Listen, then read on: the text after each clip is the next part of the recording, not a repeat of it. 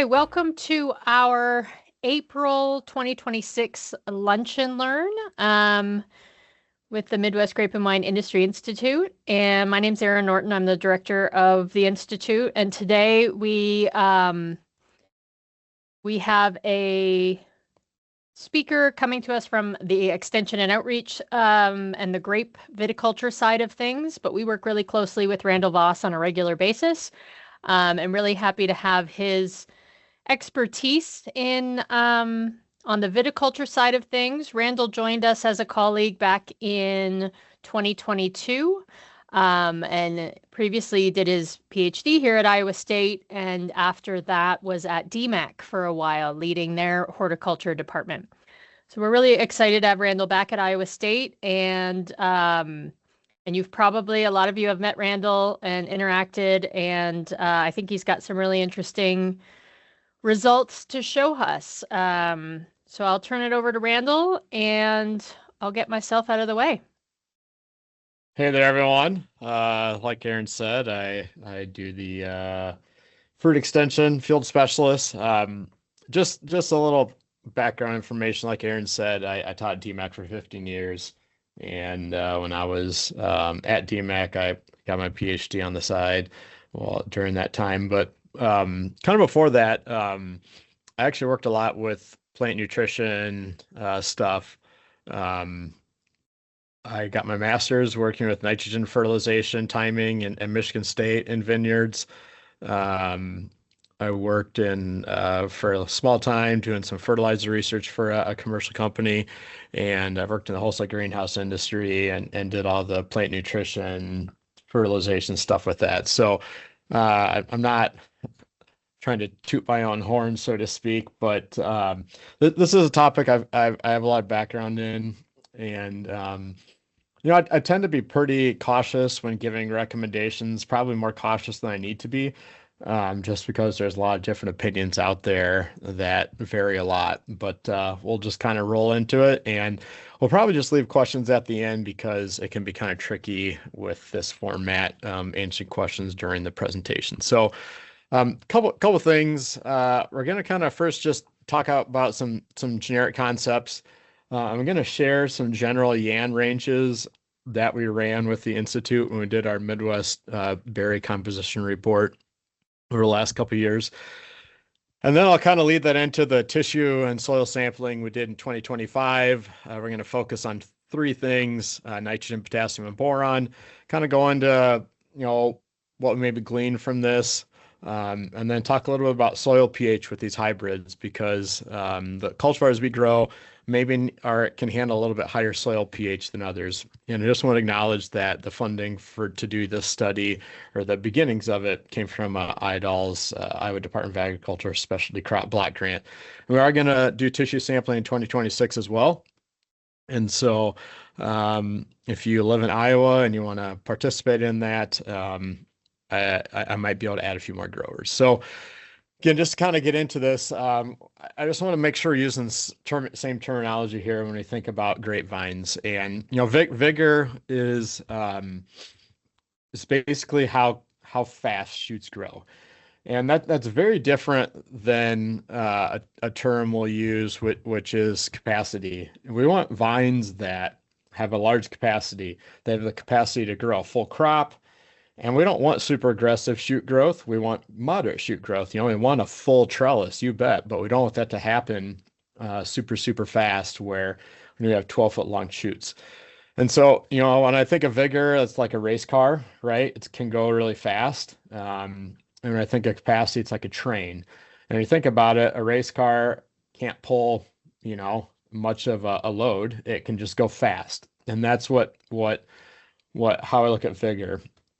And we can change vigor pretty easily by dropping a crop load. And so capacity looks at, a train can pull a lot of carts, so to speak. And that's what we need. We need vines that produce a high yield and have the ability to fill that canopy in a moderate amount of time. And so Again, vigor is a bit of a transient thing. It's always going to change. Capacity is something we build towards, and it's very changes very slowly. We can decrease capacity very, very quickly, but it's hard to rebuild, and that's a challenge. Once we get to the point where we're getting low yields, um, it takes a long time to rebuild that, and it may not be a nutritional thing. It may be a disease thing. It may be a weed management thing, and so we can't always fertilize our way out of these types of things. So.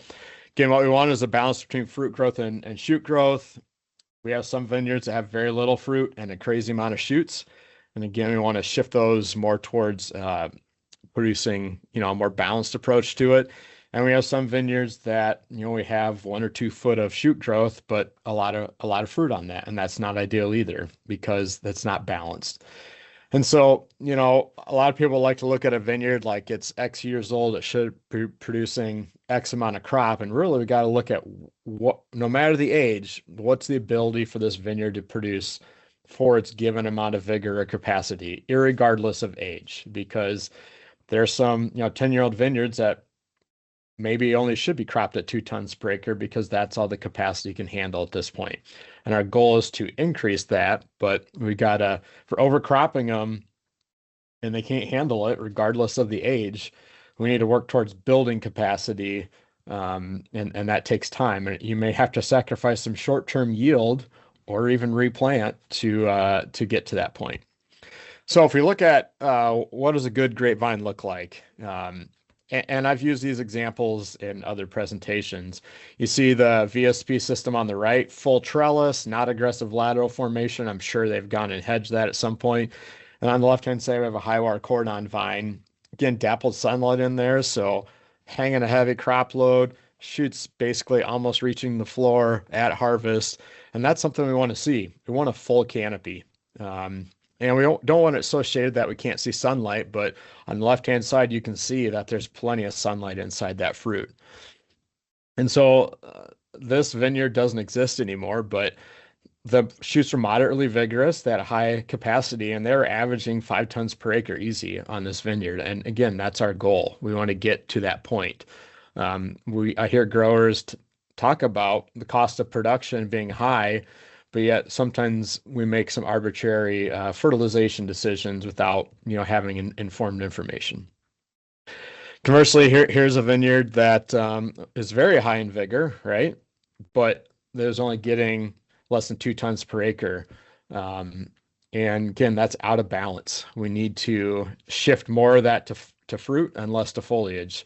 So, and this isn't ideal either. This one is low in vigor. Because it's being cropped at 6 or 7 tons per acre. And we don't want shoots like this, where these clusters are quite large and the shoots are already slowing down. And so, again, our goal is we want good yields with moderate amount of vigor. And, sometimes I see people saying we don't want this scenario up here. And I'd probably disagree with that. Maybe we could have a little bit less shoot growth, but again, you look at the cost of production, we need 4 tons per acre to be profitable in the grapevine world. And so it's important to be able to pay for our cost of production. So I'm not the wine person. Yeah, I do help out with some wine projects, but so I'm just gonna kind of get into this just a little bit. But YAN or yeast assimilable nitrogen is something that we've looked at with the Institute the last couple of years. We've got a project that we started this year that we're looking into this. And so low YAN is not good. It causes fermentation issues, some off aromas. But you do a literature search of high YAN, it creates problems too, in that these fermentations go extremely fast. But these wines may be prone to some off aromas and microbial issues. And so we want kind of that happy medium where we don't want a crazy high YAN. Some, numbers talk about 450 being kind of the high threshold. I've seen others that say 300 ppms is the high that we want to get to. So what is a low YAN? Because we have scenarios that have both here. So this is from just a review article that suggests that for white wines, and again, red wines, we could probably be lower, that If you have less than 140 ppms, you have a very strong chance of having a stuck fermentation if you're not adding yeast nutrients. If you're at 140, 200 ppms, you are have a moderate likelihood. So they're suggesting we should be above 200. Again, we can debate that number, but that's just a number that's out there. And I'm going to be using that as like 140 ppms, definitely less than that. We're in a trouble situation if we're not adding yeast nutrients. 140 to 200, we're in possibly a danger zone. And then I'm using 450 as my high. So we did this in 2024, not always at harvest. So with the Institute, we do some berry sampling.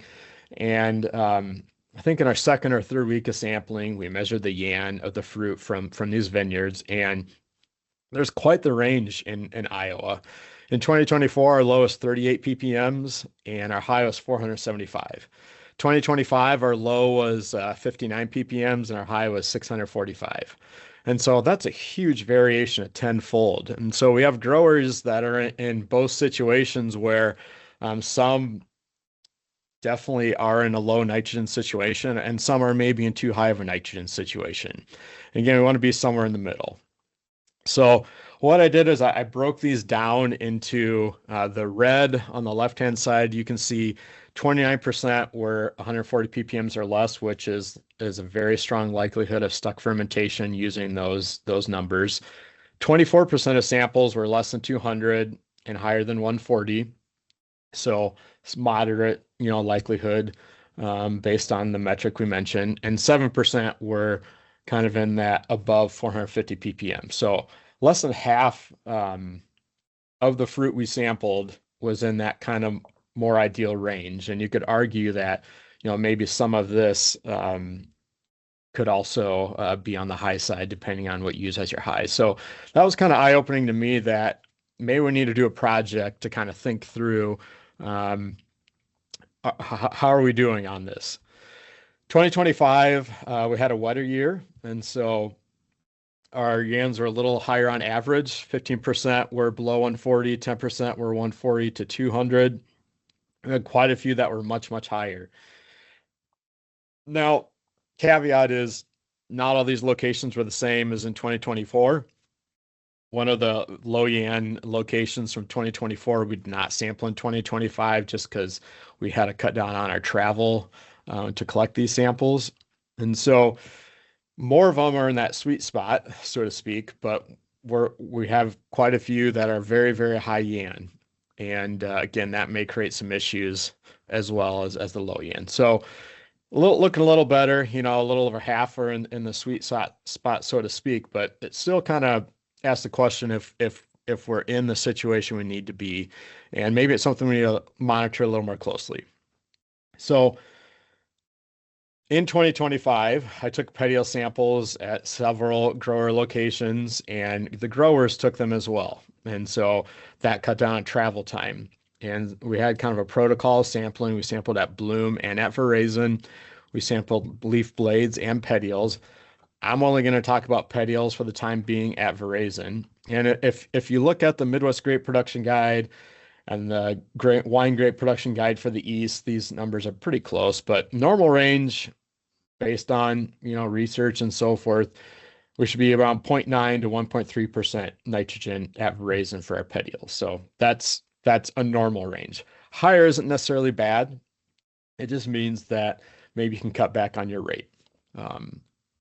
So what I did is as I graph these, so on the bottom is the percent petiole nitrogen, and on the right is yan. And so the blue line is kind of our happy zone. And you can see we didn't have a lot of samples that fell in that ideal range. Now, that could be that our hybrids just naturally have higher amount of nitrogen in their petioles. So that's one potential thing to think about. Because again, these numbers haven't been well documented or researched in Riparia-based hybrids. And if we look at, a correlation between do we want to have our yan in that 200 to 400 ppm range? Basically, our petiole samples had zero predictability at determining what the yan's going to be in our fruit. And that was a little disappointing for me. because in 2024 we actually saw a strong correlation. I measured the petioles of a couple locations, and the low Yan samples all had low petiole nitrogen as well. And so, if you're curious, this R squared thing, basically 0.99 means like petiole nitrogen accurately predicted Yan, and you can see we're not even 1% of it explained by petiole nitrogen. That's kind of a crude way to look at that. So we need to dig a little deeper into why is this, right? And so are petiole samples even valid? And I would say, yeah, they still are, with the caveat. And so some of these growers, I've asked for more information to kind of figure out what are their practices to kind of figure out where they're at. And so a subset of them, these ones I'm highlighting in purple here, I actually do have the information on already. And both of this particular situation is a very low vigor vineyard, and the yields are very low as well, so less than 2 tons per acre. And you can look at the petiole nitrogen, you'd think, man, those vines are doing pretty good. But still, the vines are low in vigor and are low yielding. And so the question is, well, why are those petiole samples coming back as relatively normal then? And I don't know 100%, but what is the case in this particular example is they did not receive any soil nitrogen, but they did receive low doses of foliar nitrogen. And so, the question is, are we getting back petiole samples that are showing that, we have nitrogen in there, but it may be that foliar nitrogen is just enough to perk up those leaves, but not enough to translocate into the fruit and help our Yan numbers and also help our vines increase in vigor and capacity. And so that could be the situation there. Or it could be something else is limiting these vines. Maybe it's trunk diseases, maybe it's ground cover competition. I don't know. But so as we get this sorted out, we'll kind of figure out what's going on. So things to think about when I looked at the samples that do have low Yan, even though some of them came back as having okay amounts of petiole nitrogen, almost all our low Yan samples came from low vigor vineyards, if I had to just stereotype them. And so, again, that kind of gives us the thought that we need to bump up the vigor, so shoot growth rate and also capacity to get these vines where they need to be. And so, but unfortunately, the petiole samples aren't good at predicting how our Yan is going to be later in that year. And so that's unfortunate because it'd be nice to be able to use that to tell us if we do need to do some type of supplemental nitrogen, in the winery and so forth.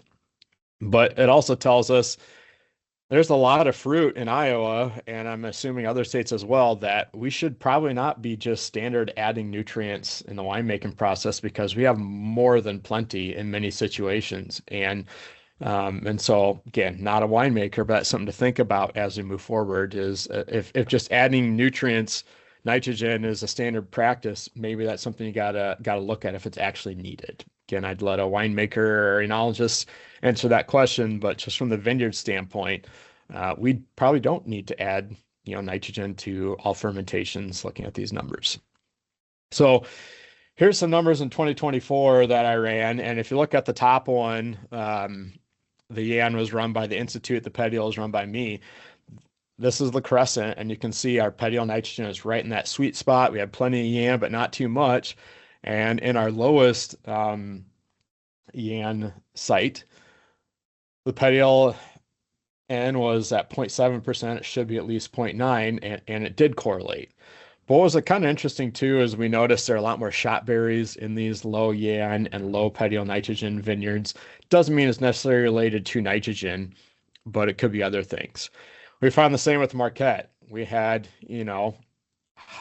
the right amount of Yan in this fruit, maybe even a little on the high side. The petioles came back as kind of moderate in that zone we want to be. And in one that's a little bit lower than normal, the petioles are also lower than normal. And so that's where I kind of had hope that, maybe petiole samples are good at predicting what the Yan's going to be in our area, but it wasn't the case in 2025. So why is that? I have a couple thoughts on that, and there's several articles that have come out recently looking at, um, you know, foliar fertilization and soil fertilization and what should we be doing. The first one, they applied 40 pounds of nitrogen via the soil and about 20 pounds of nitrogen via foliar fertilization, and both increase YAN. Um, Only the soil applications increase growth. And so if our vines are struggling with needing more vigor, foliar nitrogen may not be enough to bump up the vigor and capacity and growth in these vines. And I would probably argue most vineyards in Iowa that I communicate with, if they're applying foliar nitrogen, they're not applying anywhere near 20 pounds of foliar nitrogen. They're applying much, much less. And I'll show you an example of that here in a little bit. And some other work has come out more recently that says if we spray foliar nitrogen on the fruit, most of it stays in the fruit and will up our YAN. And if we spray foliar nitrogen or we spray nitrogen on the foliage, most of it stays in the vegetative vine portions and doesn't get translocated to the fruit. So if your goal are foliar applications, depending on if you're trying to bump up the YAN or trying to bump up nitrogen in the vegetative portions, you probably got to think about where you're spraying. And that's tough to do on a high water cordon vine. And VSP system, yeah, we can target the fruit or the foliage, but on a high water system, it's pretty tough to do. So what I did, I talked to a few growers that were applying foliar nitrogen, and I came up with just a generic fertilizer. This is not an actual fertilizer. I just kind of averaged out what some of these growers were applying to kind of let's talk about how much nitrogen are we actually applying when we're applying these foliar rates. And so a liquid product that's 10-0-0, that's 10% nitrogen. If you do the math, there's only about a pound of nitrogen in that gallon of fertilizer because you're buying a lot of water basically. And some of the recommendations are apply 1 quart per acre per application. And so 1 quart is a quarter gallon. You're only applying about a quarter pound per application in these vineyards. And if you're doing that 6 times a year, you're really only applying 1.5 pounds of nitrogen per acre when you're applying a foliar product like this. Some growers are applying 2 quarts per acre. Again, if you're using a product like this, you're only applying 3 pounds N per acre. And we know that grapevines need more nitrogen than that. Now, there's some thoughts that, our high organic matter soils provide a lot of nitrogen to our vines. And that's kind of the assumption. And I'm going to challenge that a little bit here based on some numbers that I have. But if your goal is to try and bump up YAN and maybe increase nitrogen to the vine, and you're only using foliar nitrogen, rates like this probably aren't going to do it. Some of the studies that I mentioned, they're using 20 pounds of foliar nitrogen per year, and you got to be careful because you can burn the leaves. But so when we're talking about foliar fertilization, we want to know how many pounds we're applying per acre per year to know is it even enough to make a difference. So a lot of the I'm going to use the word dogma, not in a derogatory way, just because I don't have a better term. People say that, our high organic matter soils are not good for growing grapes because it supplies too much nitrogen. And again, I got numbers that kind of challenge that. We took soil samples at most of these locations. And again, if our ideal YAN is around 200 to 400, again, that's debatable.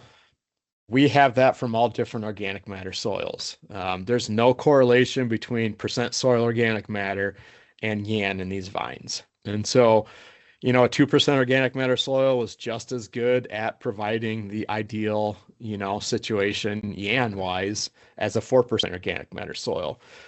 And so kind of traditional information is the higher organic matter, the lower the nitrogen rate should be. And there's still some validity to that, but the formation and degradation of organic matter soils is complex and probably more complex than we should get into in here. But just because you have higher organic matter soils does not mean you should not be applying nitrogen. So I'm trying to say it might be that case in some regions, but I have not seen that to be the correlation here. And here's numbers to back that.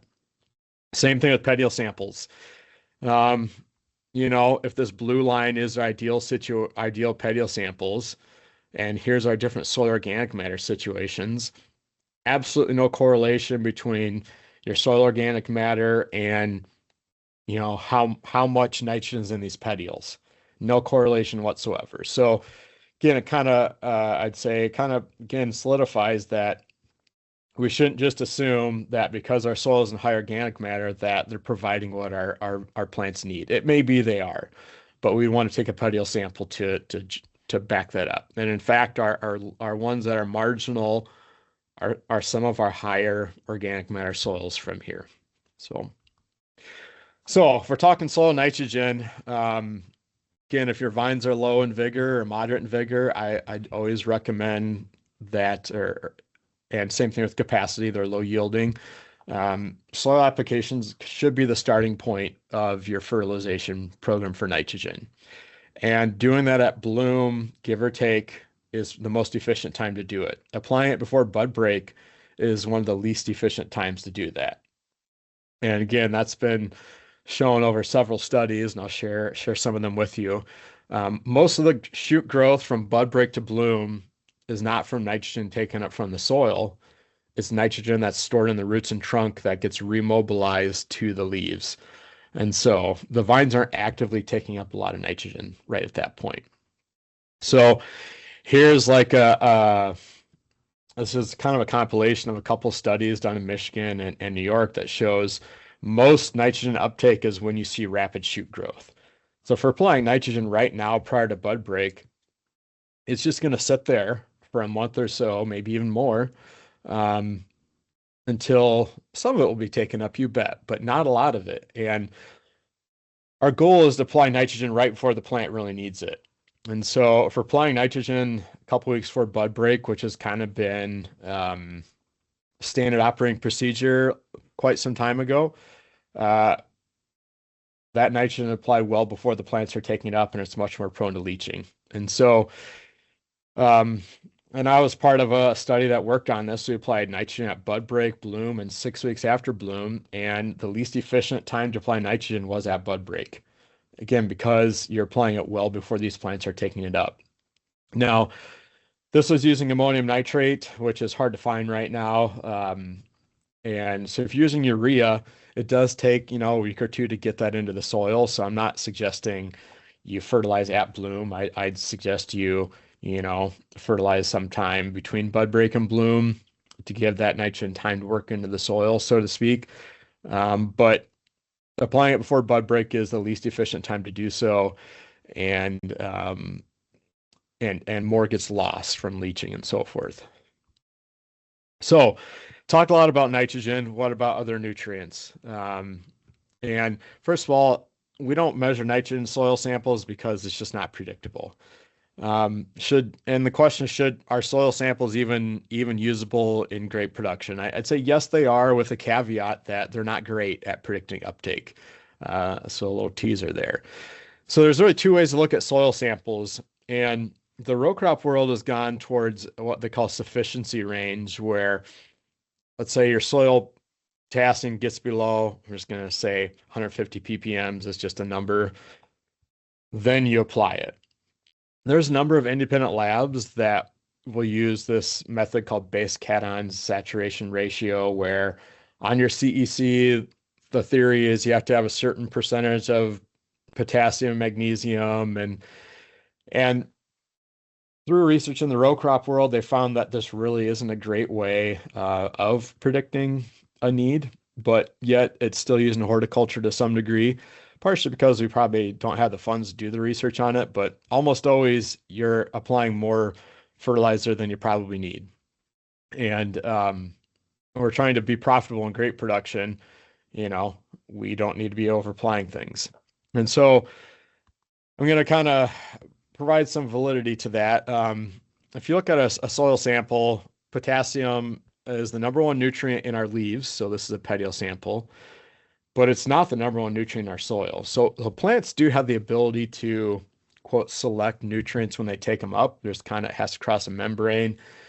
And so if you look, calcium is the number one nutrient in our soil by far, but yet it's not the number one nutrient in our plant. It's usually about third, depending on the tissue you look at and so forth. So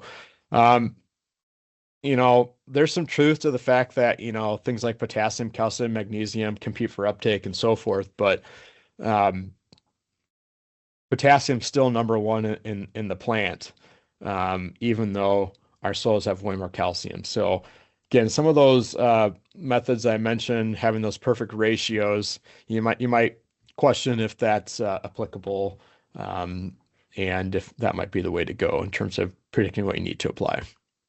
So, our soil sample is even good at predicting nutrients in our plants, in our grapevines, and the answer is not really.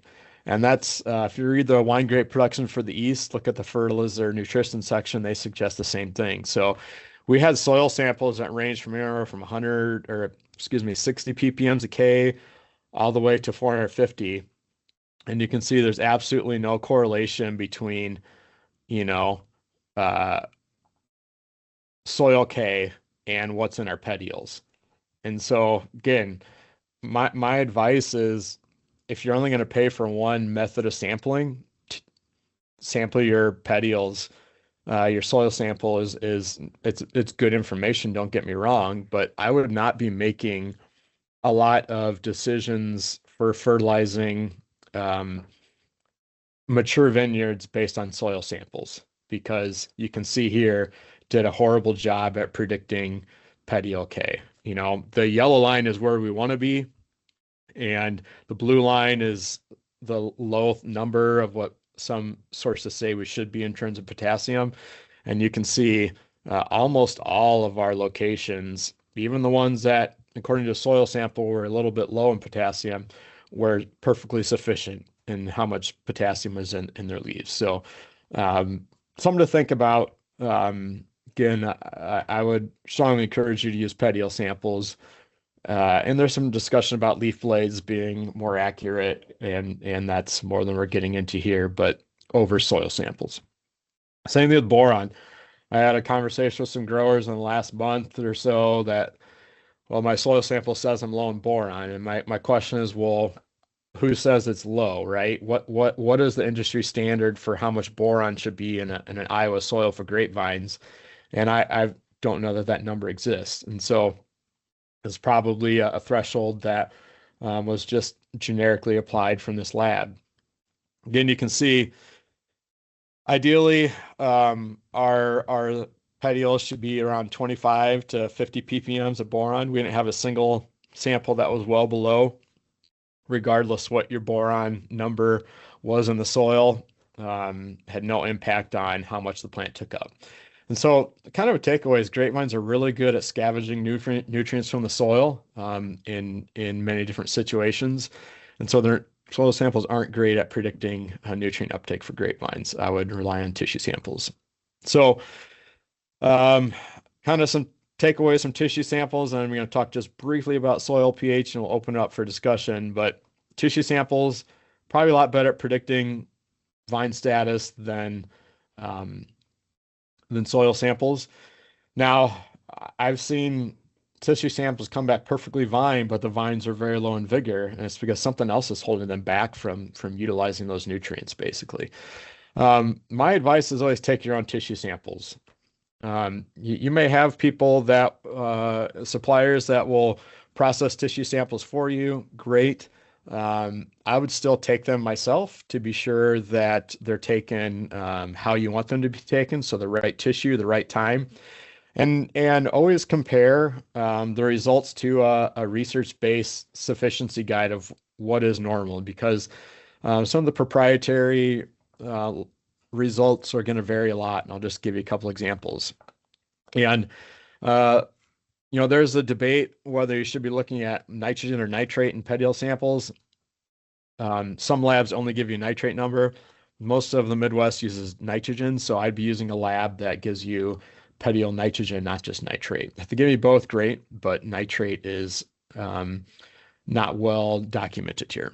So here's an example of these are just reports, and I changed the analysis number just so I wasn't sharing anyone's information. But this was a sample that I'd seen a number of years ago, and it says petioles should be 2 and 3.5% nitrogen.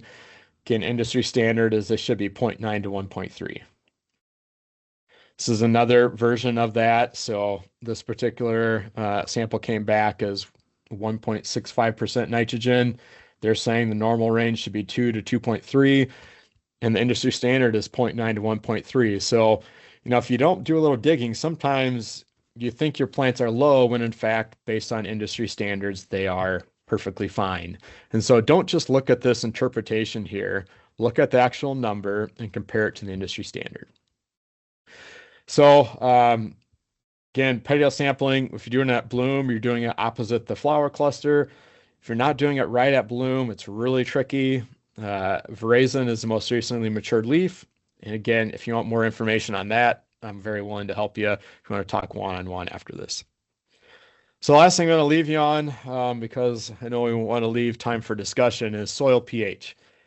And this is a little tricky to kind of think through for me personally. If you read a lot of the production guidelines, they suggest grapevines of eastern U.S. should be between a pH of 5.5 and 6.5. And the reason being is as soil pH increases, iron, manganese, all these nutrients become less available, these micronutrients. And we have plenty of documented cases where we've seen iron deficiencies in Edelweiss and St. Croix. And something to think about with those cultivars is that they have some Labrusca in them. So Vitis labrusca, that's the Concord type grape.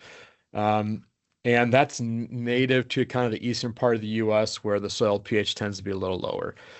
A lot of our other wine grapes we're growing are much more riparia based, which have a geographic spread from Canada to Texas and farther west than here. And so, I've always kind of used this standard. Yeah, we should be between 5.5 and 6.5 pH wise, and I still kind of think that's a good guideline. But so what I want to know are, do we have iron deficiencies in our varieties that we're growing here? So what I did is I looked at soil pH, so 5 on the right-hand side, 8 on the left-hand side. And the blue line is kind of according to historical information and where we should be. And you can see the vast majority of the samples that we took or that our partners took or I took are at a pH higher than that. But yet the general idealized iron for petal samples for our region should be between 30 and 100 ppms. And you can see we don't have any sample that's gone below that. And so now there's a couple caveats with iron. There's actually 2 forms. One is plant available, one isn't. And I need to talk to our tissue sample supplier to see which one they measure, and maybe it's both. So sometimes you can see iron deficiencies in the plant, even though the sample comes back as normal because of that. But I mean, you can see, doesn't seem like our plants are not getting sufficient iron even at a somewhat higher pH. So that's something to think about. I would usually say if your pH is above 7, you need to apply some sulfur to lower pH, and that honestly still may be good advice, to be honest with you. But it's not as cut and dry as maybe I thought it was, because these plants are still getting enough iron even though they're growing at a higher pH. Now, maybe that's because people are applying foliar iron as well, so that could be why. So I got to do more digging into that. So to kind of end this, my takeaways, I'd prioritize tissue sampling over soil sampling if you're only going to spend money on one. They cost about the same. I think tissue sampling tells you exactly what's in the vine. Again, we don't know why or why not, but soil samples were not good at predicting any nutrient uptake in our grower sites. And I think these were 6 different locations where these samples come from. But if you're going to tissue sample, I would take your own samples. I would make sure you're taking the right tissue at the right time, and always compare the results you get back to the industry standard guidelines that have been researched and documented by unbiased sources. And we have problems in Iowa of too low and too high of YAN. And so, again, something you want to think about. And if you're struggling with vigor and capacity, I always go back to soil applications should be base of your fertilization program, especially in light of some of the foliar programs some growers are using are only applying 1.5 pounds of nitrogen per acre per year. And a starting point for soil nitrogen is 40 pounds of nitrogen. You could go higher, you could go lower, but and it may not be that fertilization is your issue. Maybe it's, you have reed canary grass growing onto your grapevines and it's just too much competition. Maybe it's trunk diseases. There's lots of things that can cause competition that limits vine growth. So before we move into questions here, our discussion, I just want to kind of point out two things that are kind of pressing, or not pressing, but timely. The last Eastern Viticulture Enology Forum is tomorrow at 11 a.m. and you have to pre-register. So I put a QR code for that. I'll leave that up there for a little while. And the latest edition of the Midwest Fruit Pest Management Guide came out last week. And so it's got the most up-to-date information on it. They're not printing it anymore because of the just logistics of that. So it's only available as a PDF. So that has the most updated information on it on there.